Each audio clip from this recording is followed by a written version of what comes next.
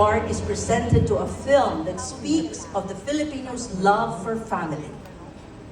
From the critically acclaimed filmmaker June Robles Lana, isa itong kwento na sumasalamin sa buhay na puno ng pagmamahal, sakripisyo at katotohanan.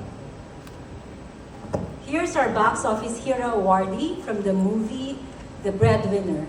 Is the unkabagable, unkabagable, sorry, phenomenal superstar, Vice Ganda. June Lavi, Ian Farinas, and Speed President South Africa.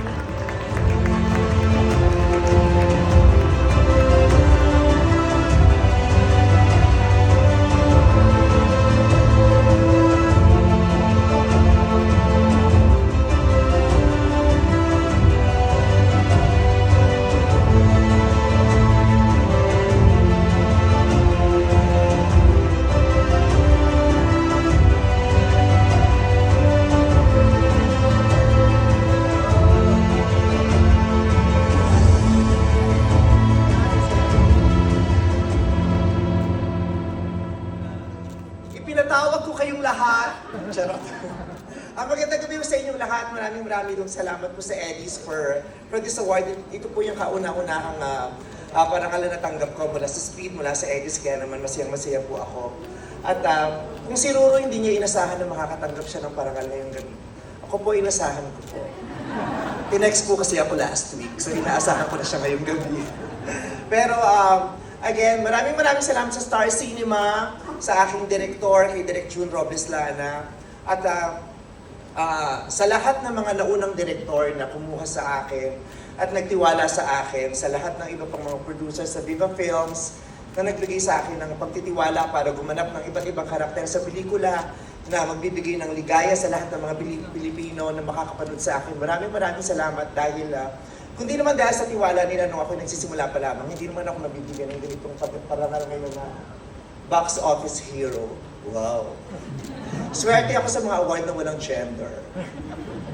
Box office hero, phenomenal box office superstar, ano pa ba to? Special citation, mga ganyan. Yung mga walang gender na nanalo ako sa mga ganyan. Kaya maraming salamat po.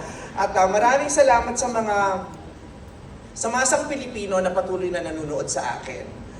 Dahil kung hindi naman nila ako pinipilahan at hindi nila pinununood ang aking mga proyekto, hindi nila naman ako mapapatawag at mabibigyan ng ganitong tropeyo tonight. Marami nagtatanong kung bakit lagi daw maraming nanonood ng pelikula ko.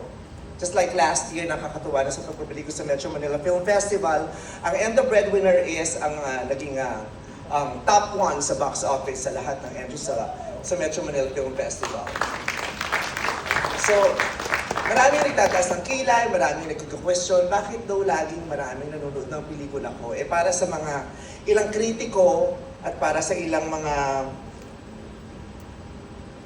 feeling mas magagaling pa sa kritiko, sa mga umaarting kritiko, ang mga pelikula ko daw ay walang kwenta, walang katuturan, slapstick, kachipan, puro kabaklaan, puro kabaduyan, bakyang-bakya. Pero bakit patuloy na pinipilahan ng mga pelikula ko? Dahil ang mga pelikula ko po, kahit hindi masyadong pumapasa o hindi pumapasa sa panlasa ng mga kritiko, ang pelikula ko ay nagsisilbing pangtakas ng napakaraming pangkaraniwang masang Pilipino.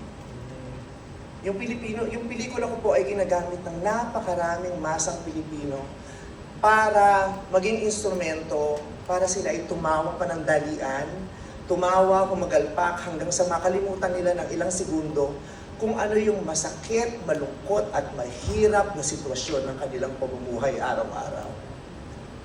Maraming Pilipino na patuloy na pupunta sa sinihan para silipin at panoorin ang pelikula ko at pagtawanan ako para kahit papaano makalimutan nila yung lungkot.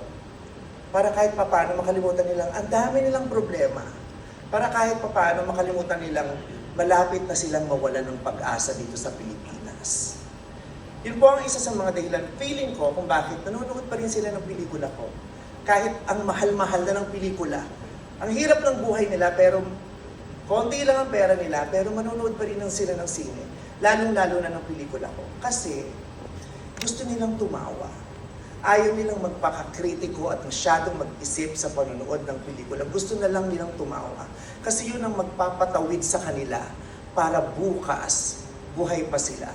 Para bukas, gusto pa nila ulit tumayo. Para bukas, may inspirasyon pa rin sila.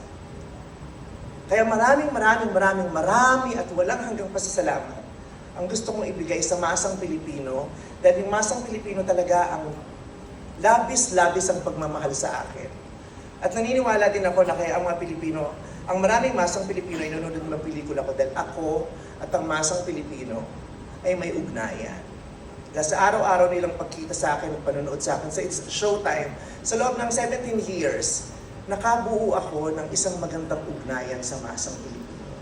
Ako at ang masang Pilipino ay may relasyon. Kami ay nagkakaunawaan. Iisang wika o lingwahe ang sinasabi namin. Iisa ang trip namin. Ang relasyon ko sa masang Pilipino ay parang pangkaraniwang relasyon ng araw-araw. May love-hate relationship kami, pero hindi kami nag-iiwanan. Iniisip ko sila lagi. Inuunawa ko sila lagi, at inuunawa din nila ako. At araw-araw nagmamahalan kami. Kaya naman, tuwing may pelikula ko, lalong-lalo na sa Pasko, kami ang nagkikita. Kasi at ako at ang masang Pilipino ay pamilya. Maraming salamat.